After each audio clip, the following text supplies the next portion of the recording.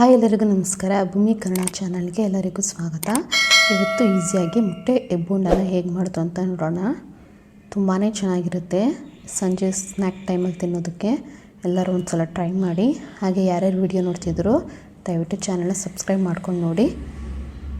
ಹಾಗೆ ಲೈಕ್ ಮಾಡಿ, ಶೇರ್ ಮಾಡಿ, ಕಮೆಂಟ್ ಮಾಡಿ.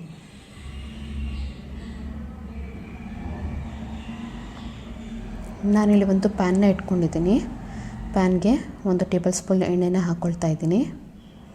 ಹಾಗೆ ಬೇಯಿಸಿರುವಂಥ ಮೊಟ್ಟೆಗಳನ್ನ ಇದಕ್ಕೆ ಹಾಕ್ಕೊಂಡು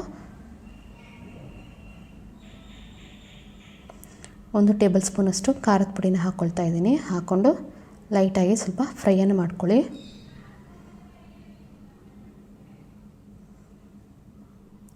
ಆಗ ರುಚಿಗೆ ತಕ್ಕಷ್ಟು ಉಪ್ಪನ್ನು ಹಾಕ್ಕೊಳ್ತಾ ಇದ್ದೀನಿ.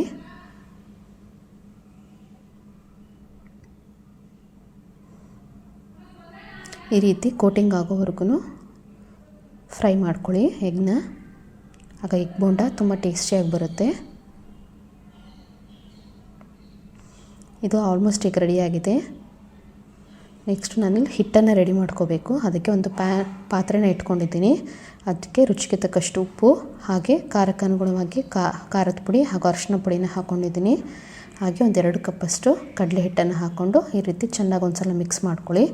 ಅದಾದ ನಂತರ ಎಷ್ಟು ಬೇಕೋ ನೀರು ಅಷ್ಟನ್ನು ಹಾಕ್ಕೊಂಡು ಈ ರೀತಿ ಹಿಟ್ಟನ್ನು ಕಲಿಸ್ಕೋಬೇಕಾಗತ್ತೆ.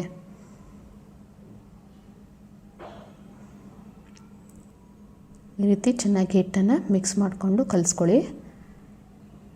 ಎಗ್ ಬೋಂಡಾಗಿ ಹಿಟ್ಟು ಸ್ವಲ್ಪ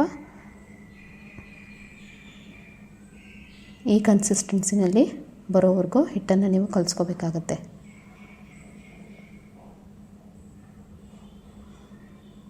ನೆಕ್ಸ್ಟ್ ನಾನಿಲ್ಲಿ ಒಂದು ಬಾಣಲೆನ ಇಟ್ಕೊಂಡು ಎಣ್ಣೆ ಕಾಯೋದಕ್ಕೆ ಇಟ್ಟಿದ್ದೀನಿ. ಬೋಂಡ ಹಾಕ್ತೀವನ್ನಿ ಅನ್ನೋ ಟೈಮಲ್ಲಿ ಸ್ವಲ್ಪ ಸೋಡಾನ ಹಾಕ್ಕೊಂಡು ಹಿಟ್ಟನ್ನು ಮತ್ತೆ ಇನ್ನೊಂದ್ಸಲ ಕಲಿಸ್ಕೋಬೇಕಾಗುತ್ತೆ. ಈಗ ಒಂದೊಂದು ಎಗ್ಗಳನ್ನ ನಾನು ಪಾತ್ರೆಗೆ ಹಾಕ್ತಾಯಿದ್ದೀನಿ. ಹಾಕ್ಕೊಂಡು ಈ ರೀತಿ ಕೋಟಿಂಗ್ ಮಾಡ್ಕೋಬೇಕಾಗುತ್ತೆ. ಹಿಟ್ಟನ್ನು ಸ್ವಲ್ಪ ದೋಸೆ ಹಿಟ್ಟನ್ನು ಅದಕ್ಕೆ ಕಲಿಸ್ಕೊಳ್ಳಿ.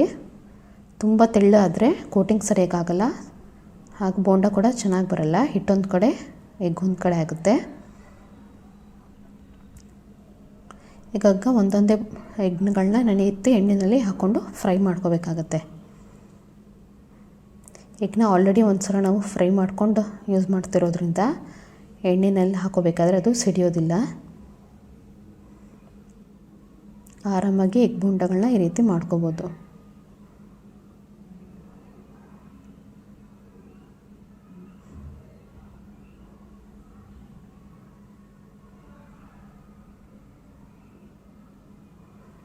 ಈ ರೀತಿ ಒಂದೊಂದೇ ಬೋಂಡಗಳನ್ನ 2 ಕಡೆ ಚೆನ್ನಾಗಿ ಫ್ರೈ ಮಾಡ್ಕೋಬೇಕಾಗತ್ತೆ.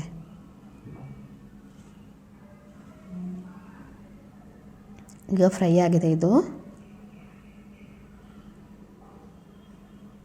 ಈಗ ಇದನ್ನು ಸರ್ವ್ ಮಾಡ್ಕೋತಾ ಇದ್ದೀನಿ.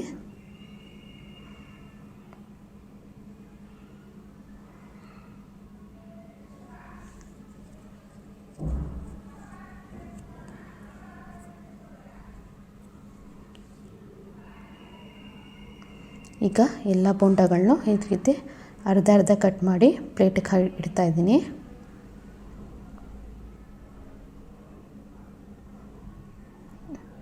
ಈಗ ಎಗ್ ಬೋಂಡ ರೆಡಿಯಾಗಿದೆ. ಇದಕ್ಕೆ ನಾನು ಸ್ವಲ್ಪ ಪೆಪ್ಪರ್ ಪುಡಿನ ಹಾಕ್ಕೊಳ್ತಾ ಇದ್ದೀನಿ.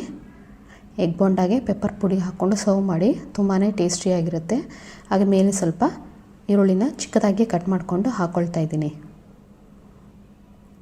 ಟೇಸ್ಟಿಗೆ ಒಂದು ಸ್ವಲ್ಪ ನಿಂಬೆಹಣ್ಣನ್ನು ಈ ರೀತಿ ಇಟ್ಕೋತಾ ಇದ್ದೀನಿ.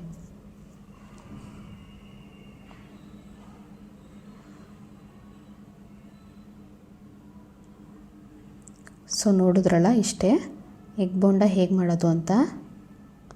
ತುಂಬಾ ಟೇಸ್ಟಿಯಾಗಿರುತ್ತೆ. ಎಲ್ಲರೂ ಮನೆಯಲ್ಲಿ ಒಂದು ಸಲ ಟ್ರೈ ಮಾಡಿ ಹೇಗೆ ಬಂತು ಅಂತ ಕಮೆಂಟ್ ಮಾಡಿ ತಿಳಿಸಿ. ಹಾಗೆ ಇದೇ ರೀತಿ ವೀಡಿಯೋಸ್ಗೋಸ್ಕರ ಭೂಮಿ ಕನ್ನಡ ಚಾನಲ್ನ ಸಬ್ಸ್ಕ್ರೈಬ್ ಮಾಡ್ಕೊಂಡು ನೋಡಿ. ಹಾಗೆ ಲೈಕ್ ಮಾಡಿ, ಶೇರ್ ಮಾಡಿ, ಕಮೆಂಟ್ ಮಾಡಿ.